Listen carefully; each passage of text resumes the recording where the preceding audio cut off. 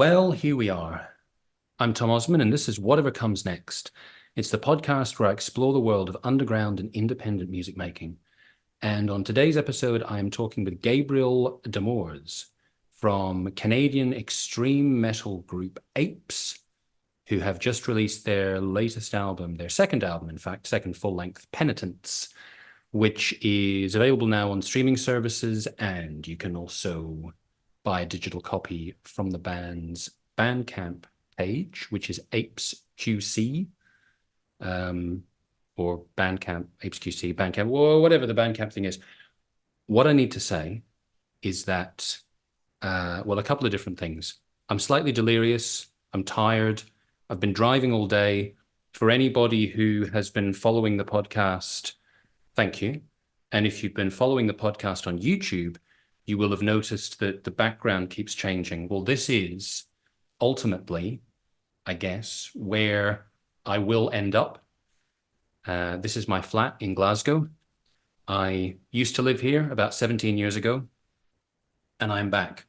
And I'm also noticing as I'm recording this, there is a horrible echo. I've been back in this flat for about 2 hours after driving all day.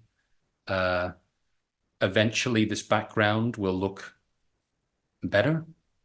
And I guess eventually I'll figure out how to get rid of this echo. But for now, it is what it is. My apologies for the slightly ramshackle appearance and sound, but that's kind of been the way of the podcast from the point that it started, and I'm gradually, figuring things out as I go. Anyway, I don't want to ramble too much because I'm going to get completely lost.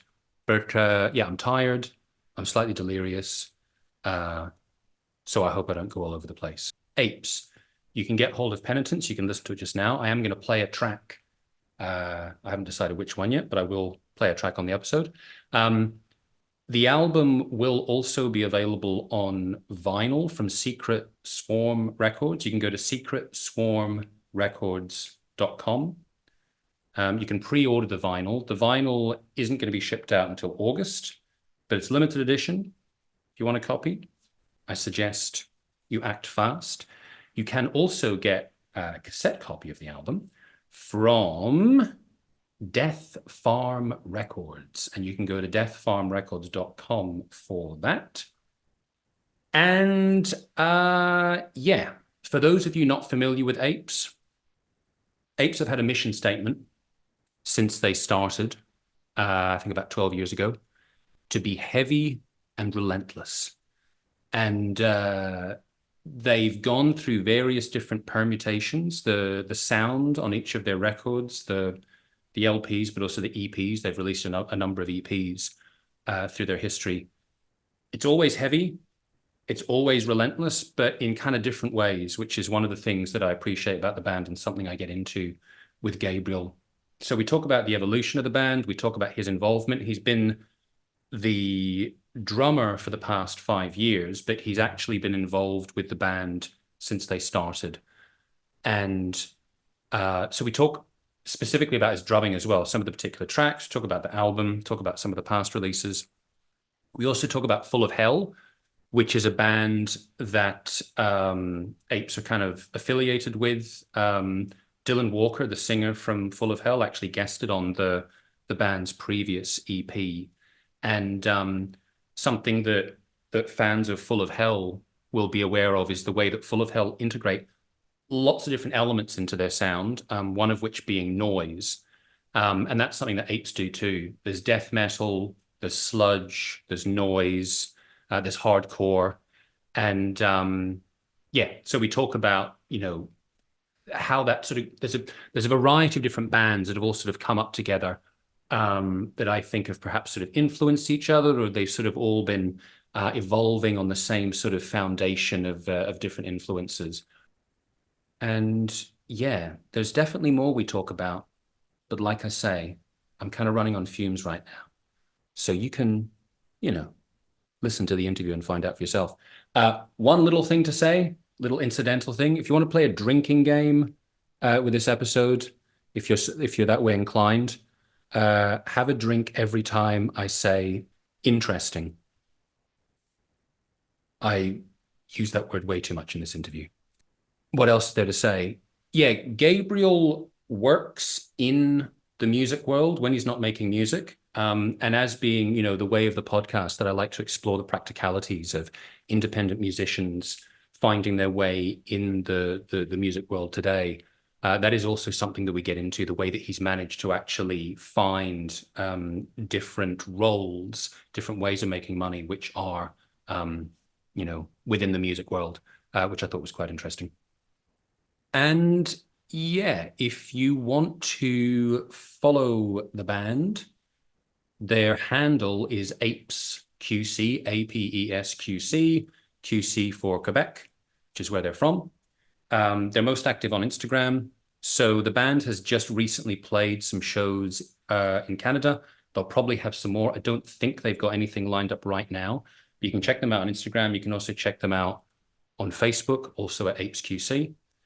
And yeah, if you want to follow me, you can see what I'm doing musically at tomosmondsounds.com. I have an album that's going to be coming out soon with Augurio Drama called Real Silence. I'm starting to tease this with little videos. No release date for it yet, but it's coming.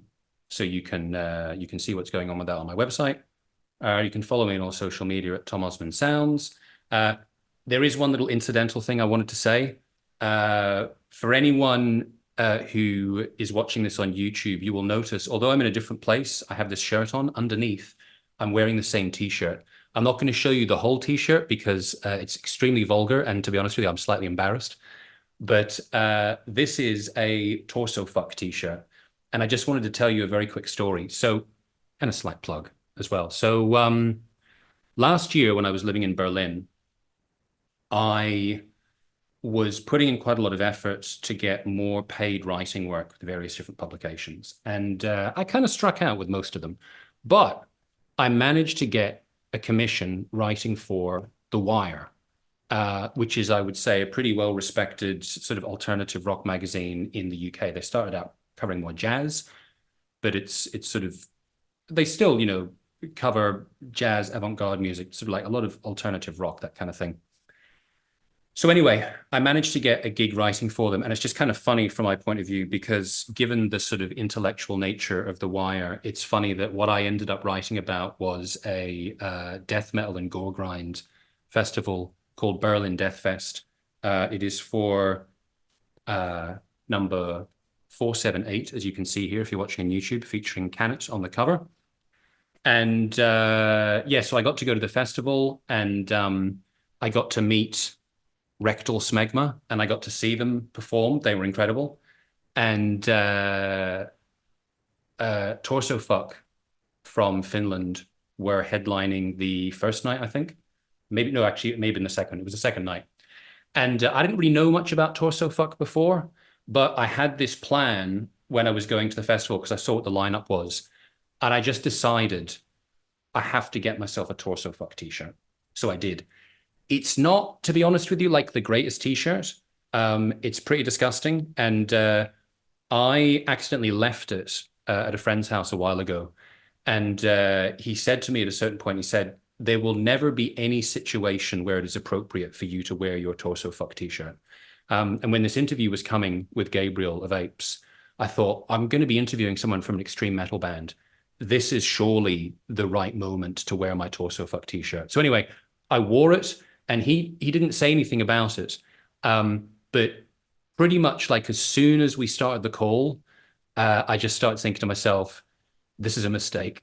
This is like not appropriate. So anyway, I just wanted to say that little incidental story. I guess I will have put timestamps into this episode. So if you got bored of all of that, you will have skipped ahead to the interview. All links in the description of getting the album, following the band, yada, yada, yada, etc. Gabriel of APES, take it away.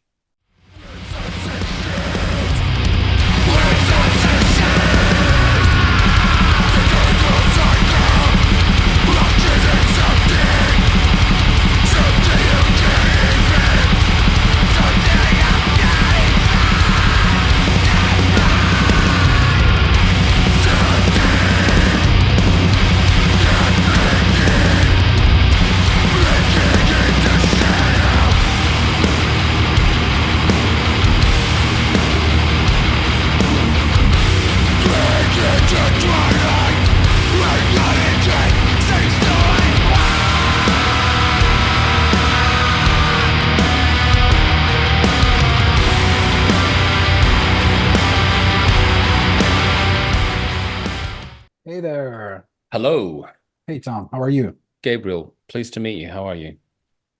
Likewise, I'm good. I'm really good. It's a nice day out in Quebec, and I've had a good day. And I'm wondering, how many interviews am I in the middle of? You're my second today. And how many have you got? It's three today. Oh, okay. Not That's that bad. are they back to back? Yeah, they are. Yeah. Well, Are I'm you- all prepped and ready. It's all good. And are you the guy that's like doing the rounds of interviews for like this? Y yes, and for a very specific reason, I'm the pretty much the only member of the band that speaks correct English because we all speak French, at home. So I'm the one that's most comfortable, if you will. So that's the main Ah, I reason why. see. So actually, something that I wanted to get into is about your role in the band from the time the band started? Because I think if I understand right, you've been a part of the band from the beginning, but you weren't like the drummer, so to speak, in the beginning. So maybe you could say a bit about what your history with the band is and what your role's been. Yeah, well, it's actually quite simple. So I've been a longtime friend of most members in the band and for like 20, 25 years now. Previously, as you said, I didn't play drums. So what I've done is I've done vocal contributions, on some of the recordings. And then I joined more or less 5 years ago now. And as a drummer. So that's my track record with Apes. Yeah, because the previous EP, the Lullabies for Eternal Sleep, that was the first time that you were the full-time drummer of the band. Exactly. And well, yeah, one thing I want to say first of all is that the latest album, Penitence, is really, really cool. I've been enjoying listening to it a lot. And Thank you. one of the Appreciate thing that. one of the things I was thinking, so I know the band's got this mission statement about wanting to create heavy and relentless music. And I think you can go back to any period of the band's history of the different records, and I would say they're all heavy and they're all relentless in their way. But I think one of the really cool things about the band is every release, I would say the heaviness and the relentlessness has kind of evolved in certain ways. Is that your feeling as well? That like with each release, you kind of took it into different evolutions? Well, absolutely, and I appreciate appreciate you saying that because that's also what we think, as a band. So the earlier recordings, obviously, back in 2012, which is when the band started. So just for some context, most of the members of the band come out of the hardcore punk scene movement. We've always listened to, all various kinds of metals as well, but we really came from the hardcore scene. So I think the original idea was to write music that really came from hardcore, but that integrated elements of metal, power violence, and so on. I remember some of the original influences for Apes were bands like Mind Eraser, Wound Man, or Hatred Surge, which are more rooted into the hardcore kind of music. And then from release to release, like you said, we took on a more metal sounding, sound, and perhaps integrated elements of black metal here and there, and a bit more melody. Although we're certainly not playing melodic music, Yeah. but just adding bits here and there, and from release to release, really trying to forge a sound that caters to people who listen to various genres of metal, but also something that we're proud of and we'd like to listen to at home, and really something that is aggressive, but also that really that you can listen to and share with fans of many types of metal. Yeah. Yeah, for sure. Well, I think it's interesting that one of the bands that comes to mind, and I understand that you do actually have a sort of a long relationship with them, is Full of Hell. And I Yes. actually recently interviewed Spencer Hazard from the band, and it was for Oh, a nice. piece that was kind of like looking through the whole history of the band.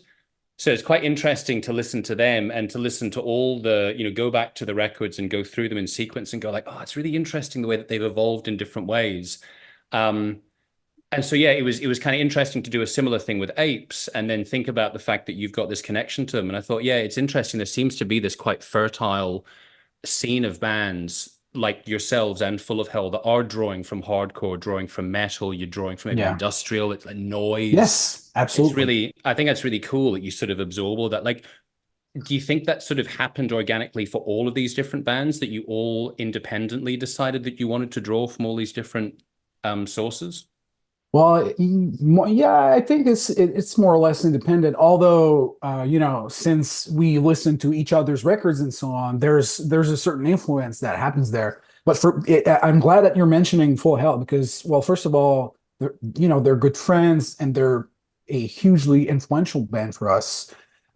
Because what they're doing is just writing so many different records, like you said, and they really draw from they can draw from hardcore, but they really draw from like noise recordings and drone, and they do collaboration stuff, and they're so productive.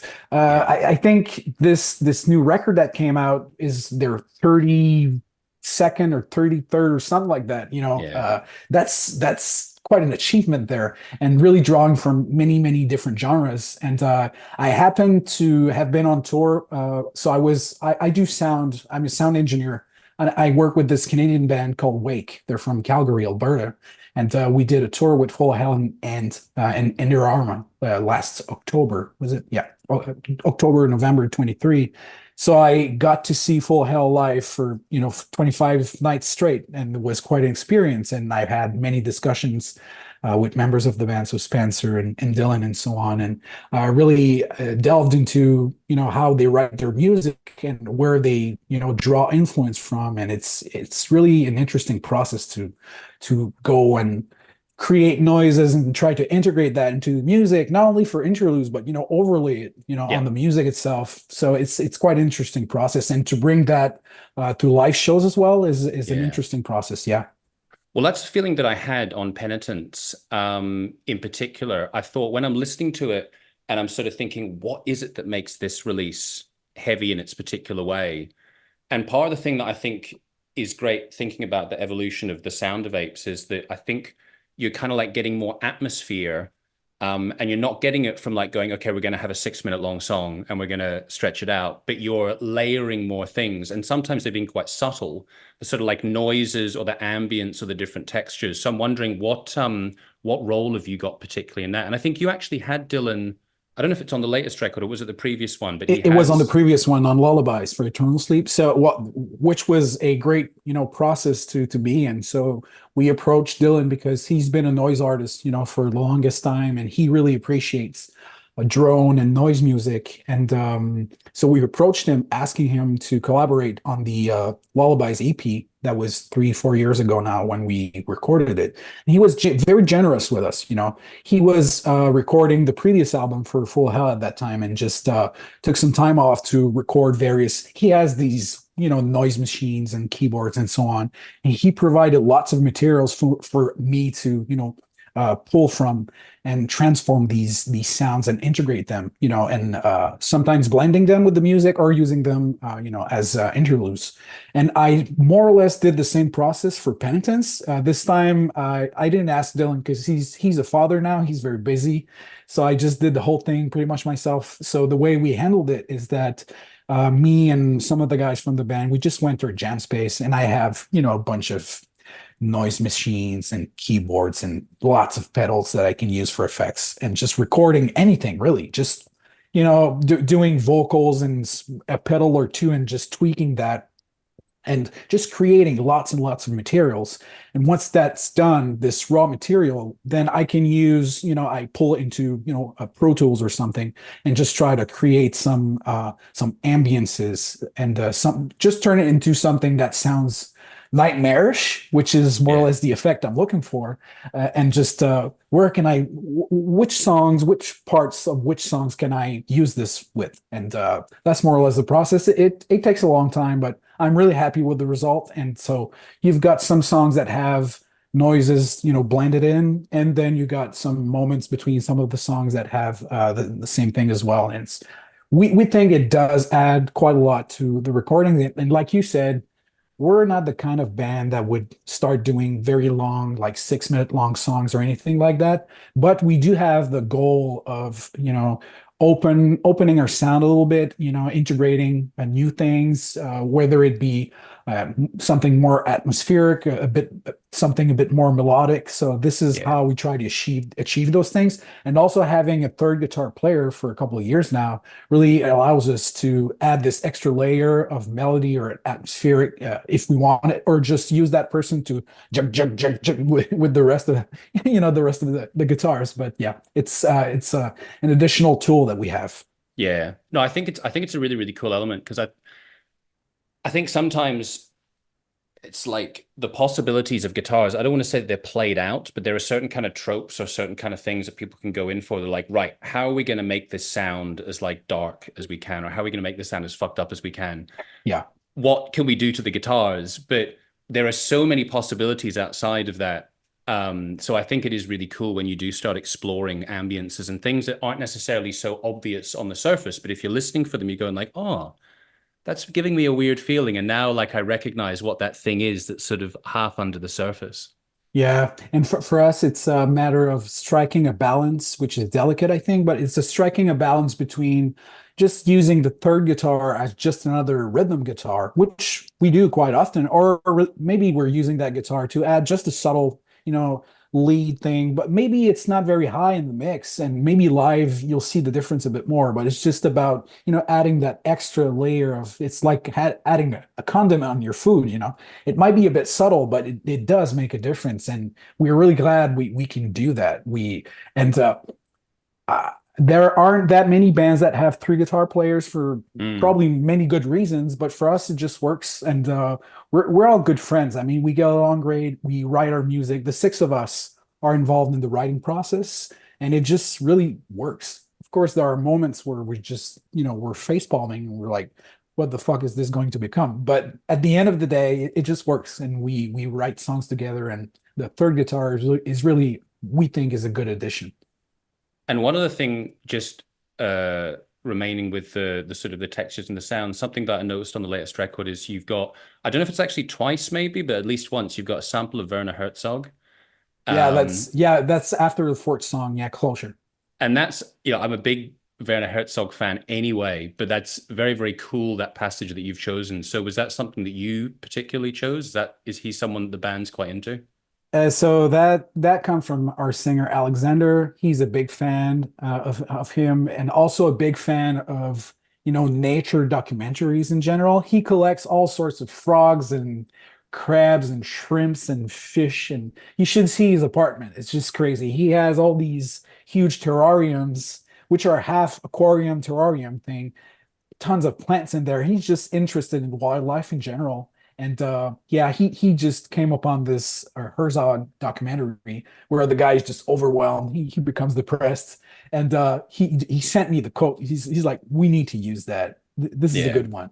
And yeah, I had to. I cut out a few bits here and there just to make it a bit shorter. But overall, I think it also represents a bit of the mindset that some of us are regarding the state of the current state of the world. We're just a bit overwhelmed, a bit depressed, and we're just like, what's all this for? So it just kind of ties into the themes that behind the lyrics in the album in general, which we Yes, think it, is it cool. did. Yeah, it really seemed to fit the tone. Are you familiar with a band called Prisoner?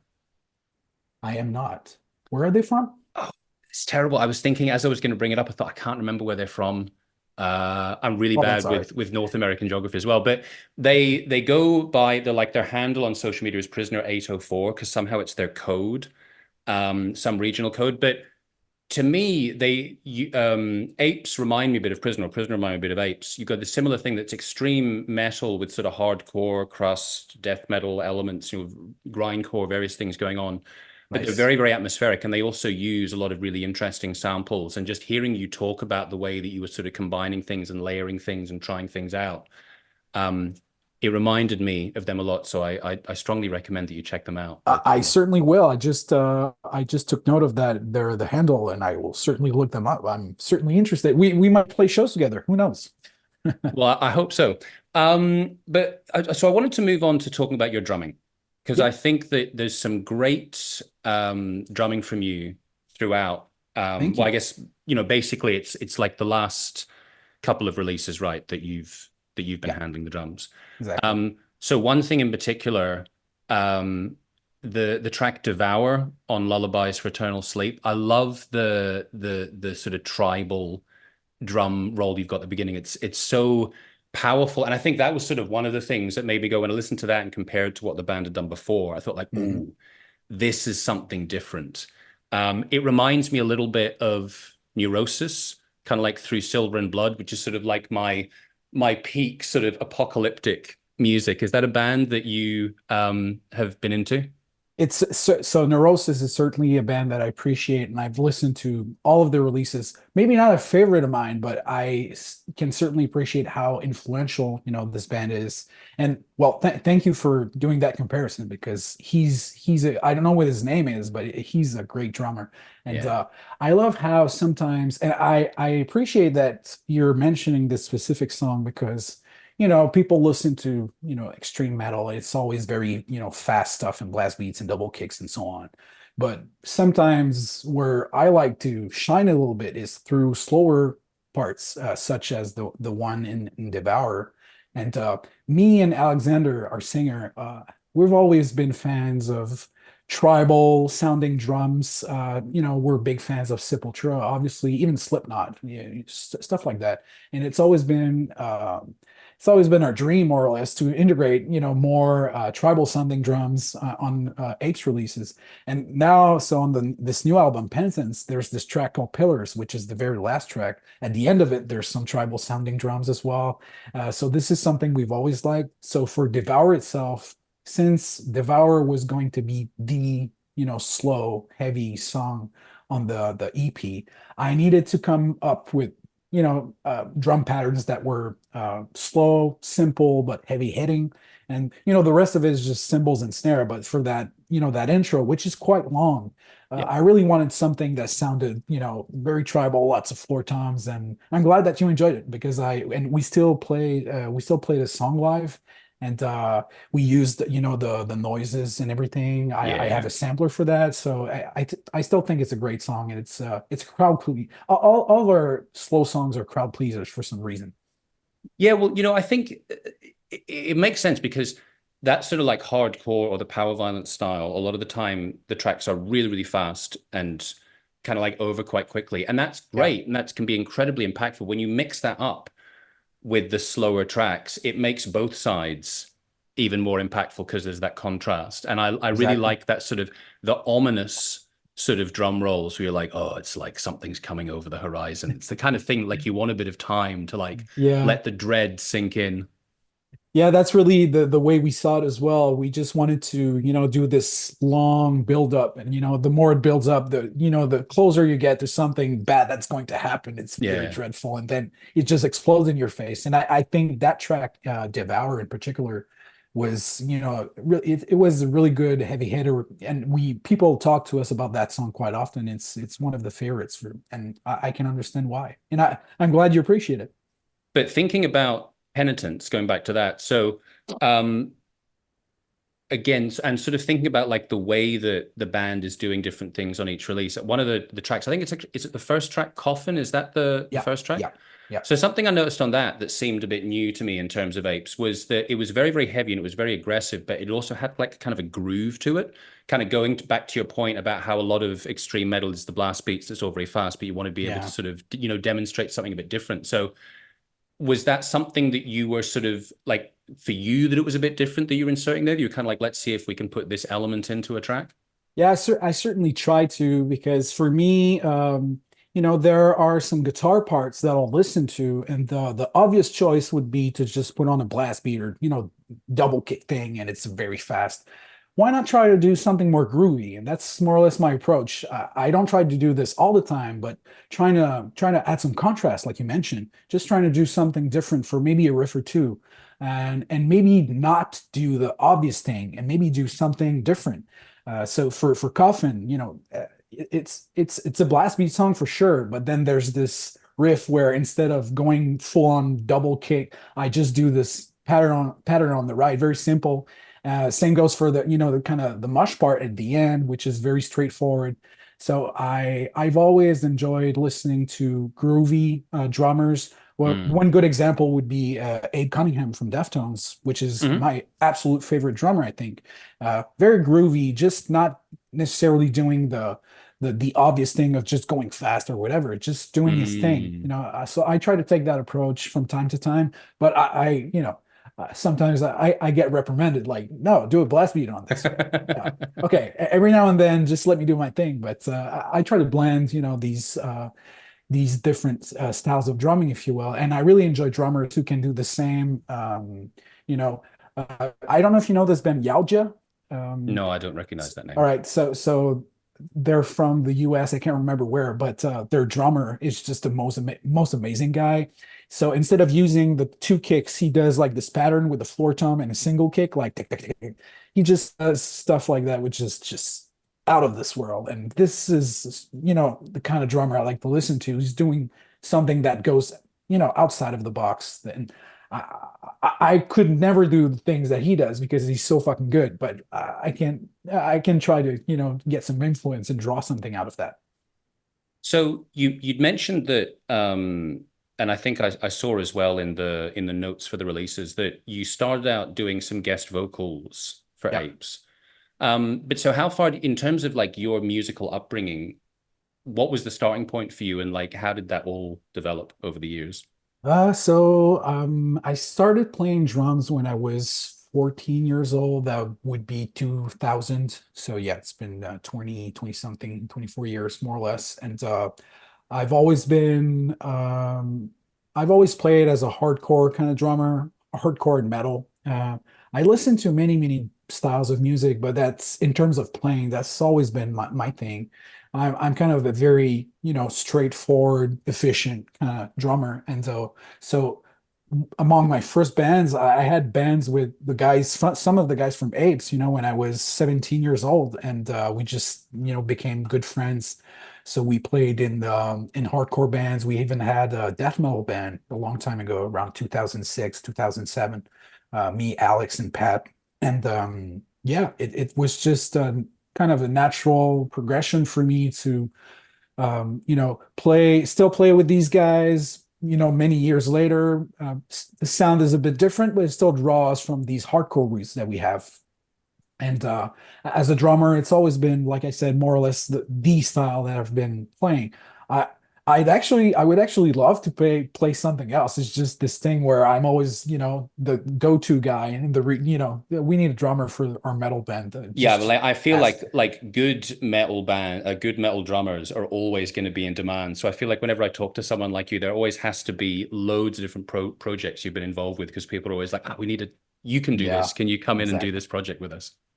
Well, I was about to say that drummers are hard to come by. Maybe the same can be said for guitarists. I don't know. Bass players are easy to find. But yeah, for some reason, when you play drums and you live in a small town, even in bigger cities, there's this roster of like 10 drummers and they're all very busy. And I guess it's a good thing. So yeah, I'd love to play something different someday, but I'm not in a hurry. I love the band I'm in right now. Yeah.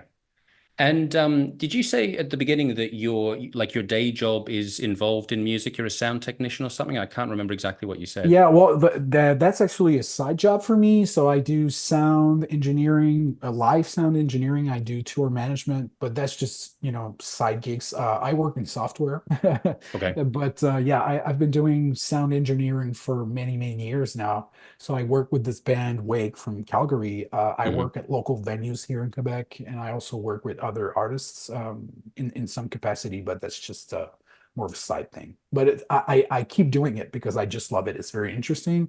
And, Yeah. working as a tour manager, you just see all these different, the backstage aspect of things, the budgets and the travel planning and the logistics and so on. It's a very interesting side of this business, quote unquote. And I really enjoy doing that.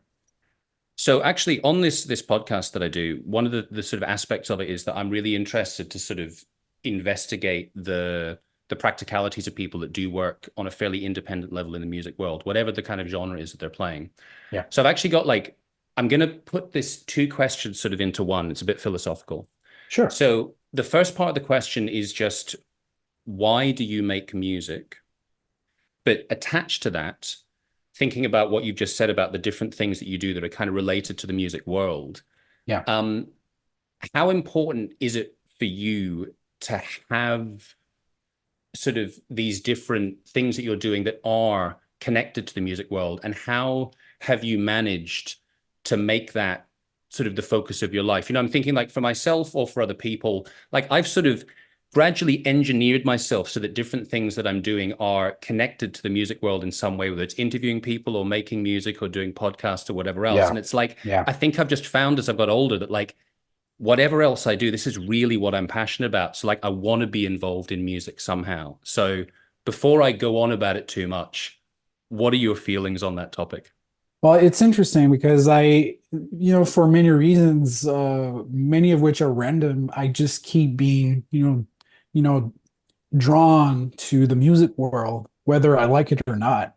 So the reason, going to your first aspect of your question, the reason why I'm playing music is because, well, for me at least, on a personal level, it's a great outlet, for energy, for negative feelings, for good feelings. It's I think we could say the same of doing art in general, why a painter needs to paint, or why a dancer needs to dance, or so on.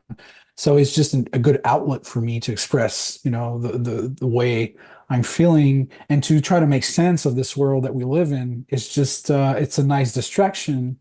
People have all sorts of distractions. They can read, they can play video games, they can get fucked up on drugs. I like playing music. I do other stuff as well, but music is very important in my life. And going to why I'm involved in, many aspects of the music world, the artistic world, I just keep getting drawn to it for some reason.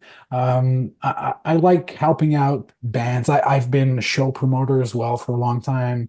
I like helping out young bands and older bands, and just trying to help people, set something up. And maybe it's by helping them put on a show. Maybe it's by helping them, sound good on stage. Maybe it's by helping them, plan a tour or something. But I'm a fairly organized person, and I'm very, I have lots of logic, and I like things to be, very clear and clean. And so I try to bring some of that and help people out, whether it's my band or someone I work with. And I think it's very important to have, kids start up new bands and helping them set up shows and so on. So I guess it's a way for me, again, to make sense of this crazy world that we live in. It's just, is for me, it's like the ultimate, output. It's just something I feel like I need to do. And obviously during, the pandemic, there wasn't much that we could do. But still, that's exactly the period where we recorded the EP, Lullabies for Eternal Sleep. Although it was a bit complicated in terms of logistics because of, the lockdown and so on. But that very period was where we wrote and recorded that EP. And it was so important to me to be able to do that, because I could not go see shows anymore. I could not put on shows anymore or work with bands whatsoever. So yeah, it's just something that I just keep doing for some reason. Sometimes I love it, sometimes I hate it, to be frank, but Yeah, I just need that in my life. I don't know if you feel the same. totally. It's a great insight, and I really I like asking people like yourself these kind of questions, because it's sort of I like hearing it from other people, but it also kind of gives me some understanding as well, because I think, yeah, I can relate to a lot of this. Um, Now, wrapping things up, because I know you have to jump off to the next one, I just wanted to ask you, so think about Penitence and the release. Yeah. Where should people get it from? And what in general is the best way for people to follow the band? And maybe, like dates you've got coming up, tours, etc. Yeah, sure. So now for the shameless promotion section. So the release so Penitence is coming out digitally this Friday, June 14th. So on all streaming platforms and YouTube and so on. We have our Bandcamp, which is apesqc.bandcamp.com. You can buy the songs there. You can listen to them there. The physical release, the vinyl is being released by Secret Swarm Records out of North Carolina. The vinyl's not ready yet.